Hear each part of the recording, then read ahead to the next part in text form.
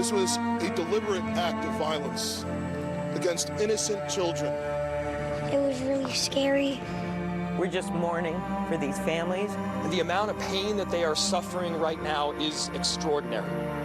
You know what, you have to go through this, and this has got to stop. It hurts a whole community to watch this happen.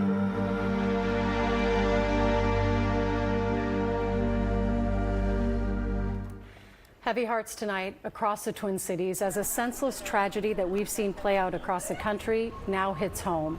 A shooter opened fire at Annunciation Catholic Church this morning while children and adults sat praying during Mass. We know tonight 2 children were killed in that shooting, just 10 years old and 8 years old. Another 14 children were hurt, as well as 3 adults who were in their 80s. We were also shot before that shooter took their own life. Thank you for joining us tonight. I'm Julie Nelson. And I'm Rena Sargentopoulos. Late this afternoon, one bit of good news from authorities who say those injured in the shooting and were transported to hospitals are all expected to survive. The FBI and other law enforcement were on the scene all day long. They investigate this mass shooting as an act of domestic terrorism and a hate crime targeting Catholics. We want to show you where this happened around 8:30 this morning. The Annunciation Catholic Church is near the intersection of Lindell Avenue South and West Diamond Lake Road. Police tell us the shooter was outside the church, firing through the stained glass windows into the church from the side of the building.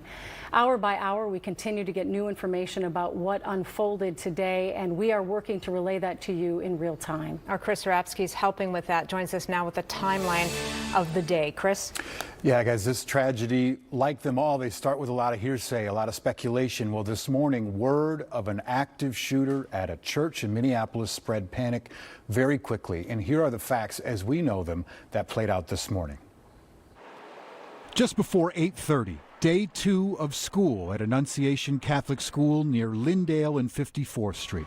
Children, staff, and community members assembled for the first community mass of the new school year. During the Mass, a gunman approached on the outside on the side of the building and began firing a rifle through the church windows towards the children sitting in the pews at the Mass. Shooting through the windows, he struck children and worshipers that were inside the building. The shooter, dressed in all black with camo pants, allegedly barricaded several doors of the church before firing a rifle, a shotgun, and a pistol. Police officers from the Minneapolis Police Department immediately responded, entered the church, and attempted to provide first aid and rescue some of the children that were hiding throughout the building. 2 children, ages 8 and 10, were struck and killed. 17 others, 14 of whom are children between 6 and 14 years old, were hit. These are kids that should be learning with their friends. They should be playing on the playground. They should be able to go to school or church in peace without the fear or risk of violence, and their parents should have the same kind of assurance. Police confirmed the shooter, identified as 23-year-old Robin Westman, later died by suicide in the back of the church. Victims were rushed to hospitals as parents awaited sight of their kids, processing the horror of what happened. This kind of act of evil should never happen, and it happens far too often. It was that initial press conference about 11 o'clock this morning that confirmed everybody's worst fears. I mean, there's a lot of, again, that speculation and hearsay. And that was the point where it goes, wow, this actually happened, and we're going through this together, guys. I mean, it's such a dark day. And then you hear stories about, the chief was saying that staff members were acting as heroes, protecting those young children, and even older children were throwing themselves over younger children to save them from the shooter. And you try to imagine that scene of those teachers taking those kids from the church into the gym where they were not sure what was happening or when the situation was going to be resolved, and then the parents waiting outside. The whole thing, even though we've seen it play out across the country way too many times, to feel that this all just happened in South Minneapolis, in that neighborhood, at a back-to-school mass, here in our community, is just devastating. But again, we're happy to say that all of those children that were reported transported to Children's and HCMC are going to survive, but a long road ahead for them too, Chris. And I know we were getting inundated with messages as all of this was playing out. Are there a couple things that really stuck out to you as this story has unfolded today? 100%. It was that 10-year-old boy, that little Wes, that so bravely came out and spoke to reporters on his own accord with his family next to him and told them what had happened, told him that his friend next to him jumped on him to save his life, essentially, his friend getting shot in the process. But it's also the juxtaposition of these things of innocence and peace, which is a place of worship and children and the beginning of school, mixed with, juxtaposed with horrific acts of violence and evil where that just doesn't belong. Absolutely. Thanks so much. Well, our Gordon Severson has been on scene all day and listened in on the most recent press conference. He joins us now with the latest. Gordon? Yeah, we learned from the chief here and church leaders, you know, the significance of this church service this morning where this all happened. This was a service that was meant to kind of kick off a new school year, to pray for a successful school year. And police tell us within just a few minutes of that service starting, that's when the shooter came and started opening fire. According to the police chief, the shooter was carrying a rifle, a shotgun, and a pistol. They fired dozens of shots into the church through the windows. Police say 19 people total were hit, including 2 kids ages 8 and 10 who died instantly in the pews. Chief O'Hara says investigators did find video that the shooter posted online that shares horrific details and the amount of planning that went into this attack. They are also investigating to learn more about the motive behind it. Our county, our state, and all of our federal law enforcement partners have been here, and we are all working tirelessly to uncover the full scope of what happened, to try and identify a motive why it happened, and whether there are any other further details. Now, this afternoon, the chief also provided an update regarding their investigation. He says right now, as we speak, police are conducting 4 search warrants. One of them is happening here at the church behind me. The other 3 are all happening at homes that are connected to the shooter. And he said this afternoon that they did find at least 1 firearm in one of those houses. Back to you. All right, Gordon. Thank you. Well, also in this afternoon's update from officials, we heard for the first time from the Annunciation Catholic School principal, who spoke, as you might imagine, very emotionally about the importance of support and what a family they are at Annunciation, how important it is that they come together in the wake of this tragedy. I think when we were watching that today, it was what echoed for both of us, the sentiment and the feelings and how deep that this is hitting everybody. Our crew has been out on the scene and they've been speaking with people there, and they heard today's press conference with the principal. Our Morgan Wolf joining us now live with that emotional story. Morgan? Absolutely. Well, this school is not just a school simply in Minneapolis. It is really entrenched in this community. People love this church and this school, and they are heartbroken right now. You can even see people are coming by now and leaving flowers at the corner of 54th and Lindale. As I mentioned, it has just been an emotional day out here. We have video of families reuniting, neighbors hugging one another, saying that they're just trying to do what they can to help people. Everyone really in shock about this shooting. One woman told me that she doesn't know how she's going to be able now to send her kids to school after this. And as we have noted, we did hear from Annunciation's principal this afternoon, who says that this year's school phrase was a future filled with hope. Now he is asking people to keep the victims and their families in their prayers. To any of our students and families and staff watching right now, I love you. You're so brave, and I'm so sorry this happened to us today. And I just have to say, through all the conversations that I've had today, you can really hear the pain in people's voice. And I know that you heard it there in the principals. We'll have more from him coming up tonight at 6. Back to you. Yeah, he did say too, Morgan, that this is a nightmare, but he called the teachers a dream team, the way they responded in the wake of this tragedy, and it just, I'm sure, a terrifying situation this morning, and said, we lost 2 angels today, and then quoted an African proverb, when you pray, move your feet, as a call to action. Really, really powerful statements from the principal. Morgan, thank you so much. And another powerful statement this afternoon from Danielle Gunter, the mother of an 8th grade boy who was shot this morning.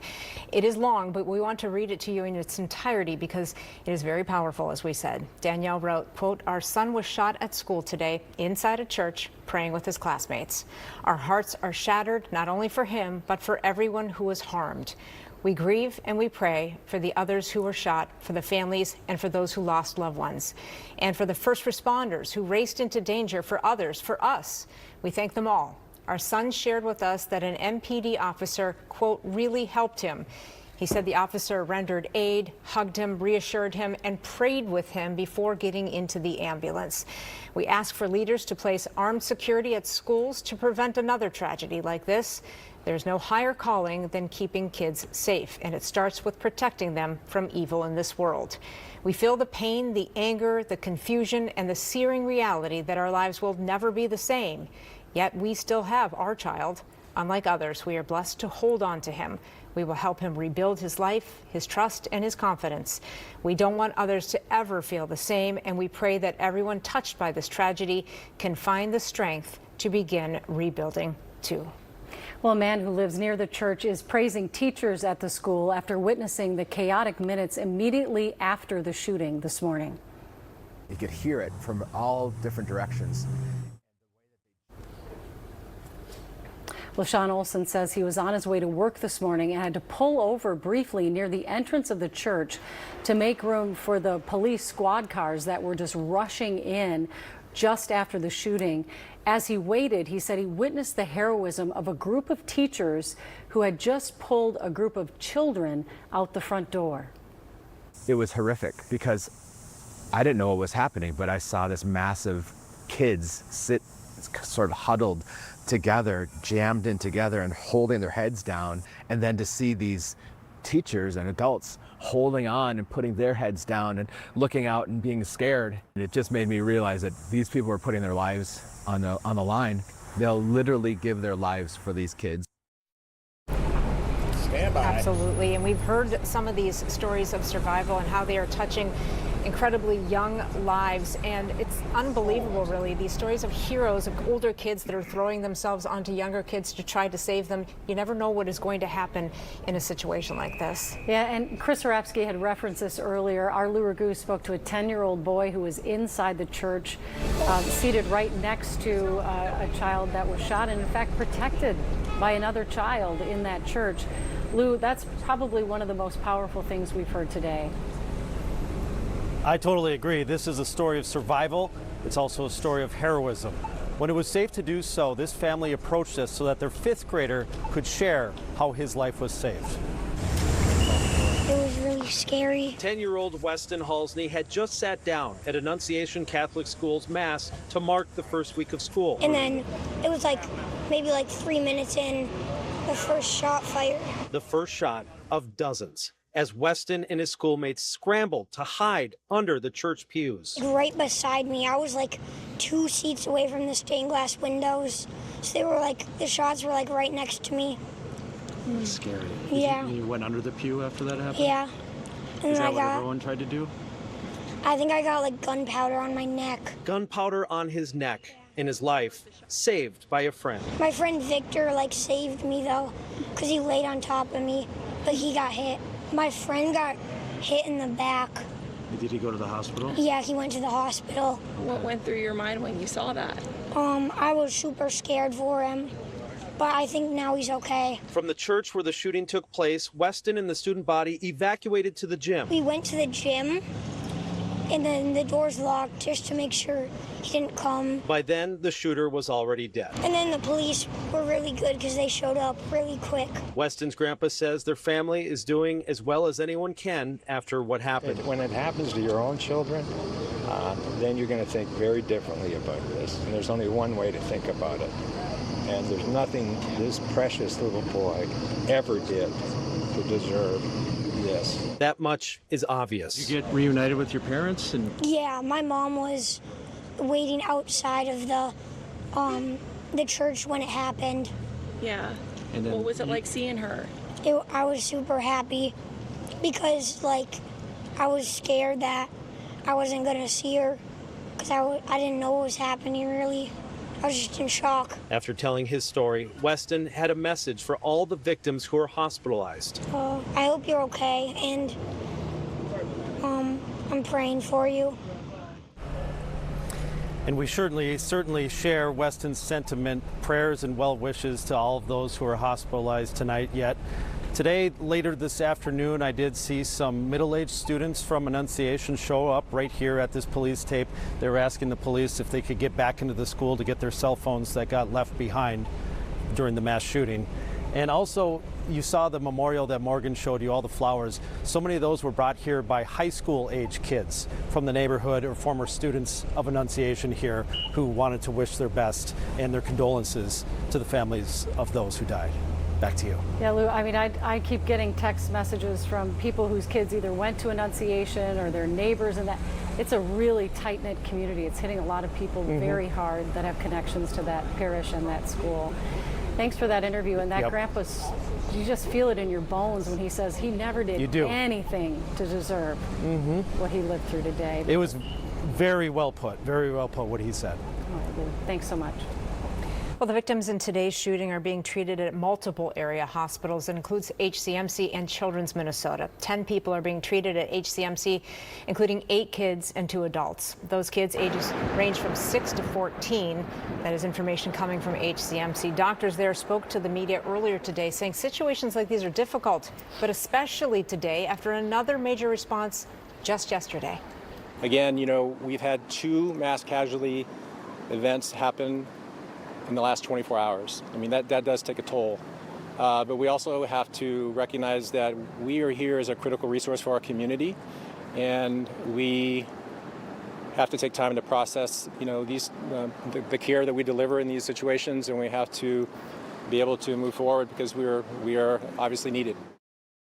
HCMC says it will release more information online. We have been checking in with them frequently for any updates throughout the day. We will bring you any updates just as soon as we get them. By the way, 7 other victims were taken to Children's Minnesota. In the last hour, we learned that of those 7, 4 have now been discharged. Children's released a statement saying, quote, "Our thoughts are with all the victims, their families, and our loved ones in our communities who are impacted by yet another senseless act of violence. We will not share more details to respect the privacy of our patients and their families." And we're happy to hear that some of those children have been released. We also want to report that mass shooting yesterday, the police chief said not related in any way to the shootings today, and also said they have made 2 arrests in that case, not of the shooter, they don't believe, but of 2 people connected with that shooting. So we'll keep you updated on that story as well. Well, tonight the heartbroken Tangletown community is struggling as neighbors wait for answers in this tragedy. Our Jessica Hart has been in the neighborhood all day talking to people. She joins us now live with the latest. Jessica?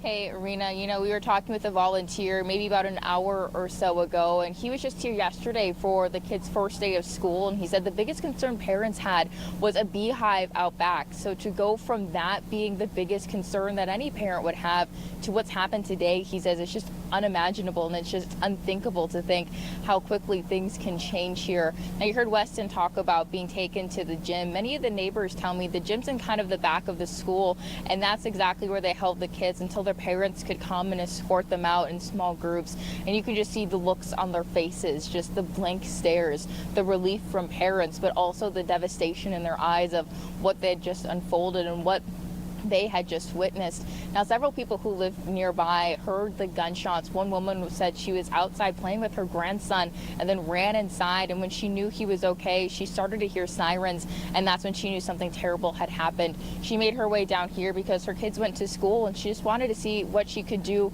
if anything, to help people in this neighborhood. We actually caught up with one woman who spent her senior year of high school here. She came over here after hearing what had happened. She had a preschooler over for Nadina, whose school went into lockdown because of the situation here. And she tells me at first she didn't really think much of it. They go into lockdown, she said, quite often. But then about 40 minutes later, she realized that it was for a deadly mass shooting, and her thoughts completely changed. Here's what she had to say about the situation of what we're in right now and how she hopes people can come together. I think it's time to figure out what to do. We have to stop. We need to figure out how to get everyone on board, because we can stop this, right? Like the people, if we can all, we just have to figure out what we all want, which is safe families. We all want safe kids. You heard her right there. We all just want safe families. We all just want safe kids. And you're looking at kind of a lone bouquet of flowers here toward the entrance of the school. Officers did let one woman walk up there earlier today just to lay those down about 3 hours ago. Now, we had mentioned earlier that other people had come over here with bouquets, and we weren't sure exactly where they ended up, but you heard from Morgan and Lou that they're down at 54th and Lyndale on the south side there, just kind of a pile of them growing, just people wanting to find a way to figure out how they can pay their respects or just contribute to kind of the grieving that has happened here today. Back to you. All right, thanks so much, Jessica. A reaction has been coming in from leaders across the country, including President Trump, whose statement you can see here. The president says he has been briefed on the situation. The White House continues to monitor what's happening. We do know that he also called our governor today and offered any federal help that might be needed. The president also ordered flags to be flown at half staff in honor of the victims today. This is a live look at the White House, and we should mention the FBI director also tweeted earlier today that this is being investigated as an act of domestic terrorism and a hate crime targeting Catholics.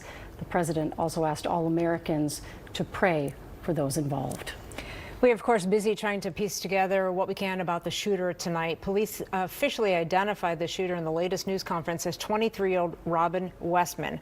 Our investigative team has been actively working to get more information and learned that the shooter's mother was an employee at the school until she retired back in 2021. Let's get right to AJ Legault, who's been working all day with the team behind the scenes to get us some new information. AJ? Yeah, hey Rena, we're continuing to pour through the manifesto or series of diaries that the killer had scheduled to post to YouTube shortly after the attack on Annunciation this morning. They're bizarre.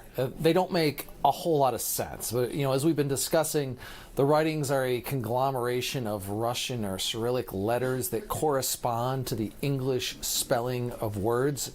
And what we're seeing as we translate and decode is weeks of planning and recognizance. This was, without a doubt, a premeditated assault on little children based on these videos. Robin Westman writes about visiting the church, scouting entrances and exits, looking for armed guards. Now, Police Chief O'Hara told us this afternoon that the rifle, shotgun, and handgun that were used have been purchased recently. The writings reflect that, as Robin describes August 8th being their next paycheck, and that was the plan, was to then get an AR rifle along with multiple 60 and 30 round magazines. Discusses a red dot scope and a trip to the shooting range to practice. There's detailed discussions about trapping people inside by using lumber pushed through the door handles, and we know from police that that's exactly what happened. One video you're looking at now shows a hand-drawn sketch of the church. It has the caption that we've translated as saying Annunciation by memory. This drawing in the video, the hand holding it repeatedly stabs his knife into this notebook.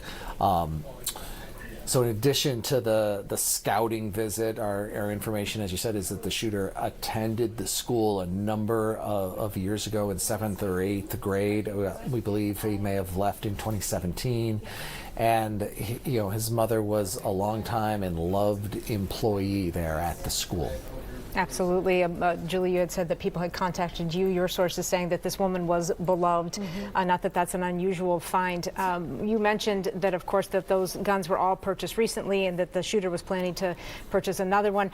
We should note, and I'm sorry if you said it while you were talking there, but these were all purchased legally, correct? Yeah, the police chief said that all of the weapons, a handgun, a shotgun, and a rifle, were purchased legally. They were purchased recently, and what we're seeing in the manifesto backs that claim up, that they may have been purchased. An AR rifle may have been purchased just within the last 2 weeks or so. All right, AJ. Thank you. We can tell you tonight, police searched 2 homes connected to the shooter, an apartment in Richfield and the shooter's dad's home in the Wyndham neighborhood. Heidi Wigdahl joins us live outside the suspect's apartment building. Heidi, where are you guys located?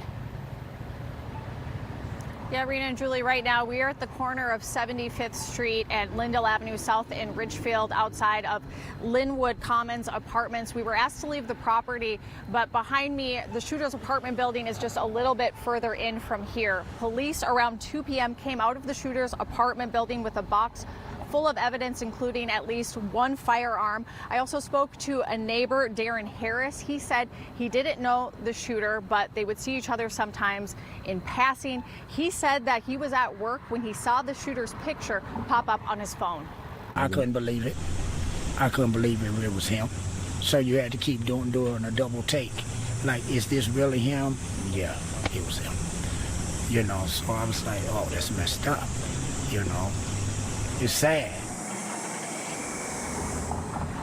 Meanwhile, police went through the shooter's family home on the 5700 block of 1st Avenue South in Minneapolis. Neighbors we spoke to say they didn't know the suspect well, but know the dad and stepmom and would see the shooter at neighborhood block parties. They say it's a tight-knit neighborhood, just a 3-minute drive away from Annunciation. Many of the people who live here either went to Annunciation or have kids at the school. We also spoke to a manager here at the apartment complex, and he said he did not know how long the shooter had been living here. Back to you. I'm sure it's just so jarring for everyone in that neighborhood too, to see the crime tape up and then you see officers bringing out boxes of what could be evidence. It's just shaking a lot of people to their core. Heidi, thank you so much.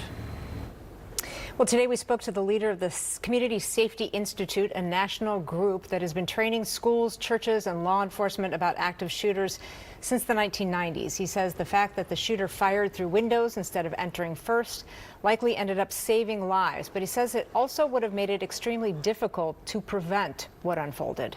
Unfortunately, churches are the softest of targets, right? They are built to welcome people in, to have open doors, to let people come in and worship. And unfortunately, these offenders know and take advantage of that. Obviously, this offender knew what was going on. He knew what time Mass was. He was prepared to do exactly what he did. And it's very, very difficult to protect churches especially.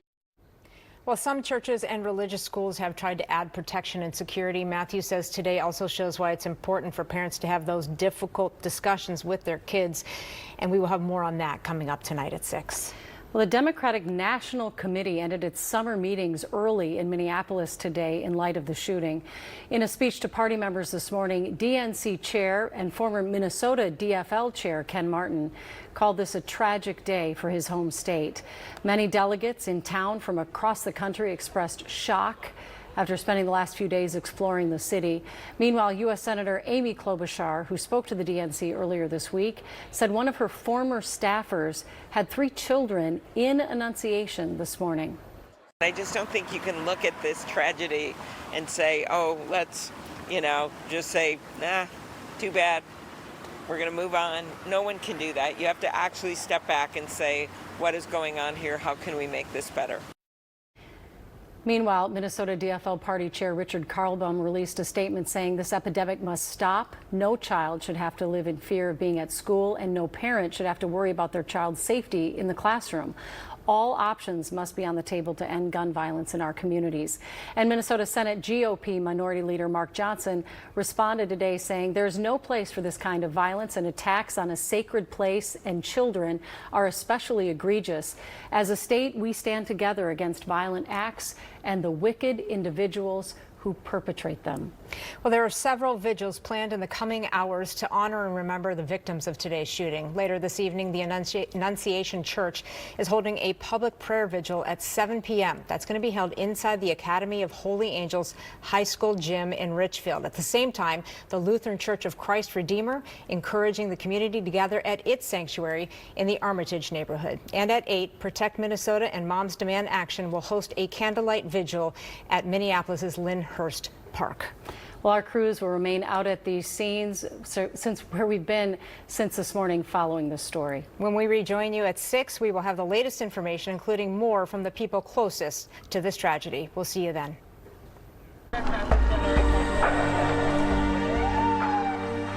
This was a deliberate act of violence against innocent children. It was really scary. Our teachers were heroes. Adults were protecting children. Older children were protecting younger children. My friend saved me, though, because he laid on top of me, but he got hit. We lost 2 angels today. Please continue to pray for those still receiving care. And the amount of pain that they are suffering right now is extraordinary. This can't continue. I want to send my kids to school next week without the fear of this happening. You have to step back and think, what can we do better? There needs to be action. We can't change the past, but we can do something about the future.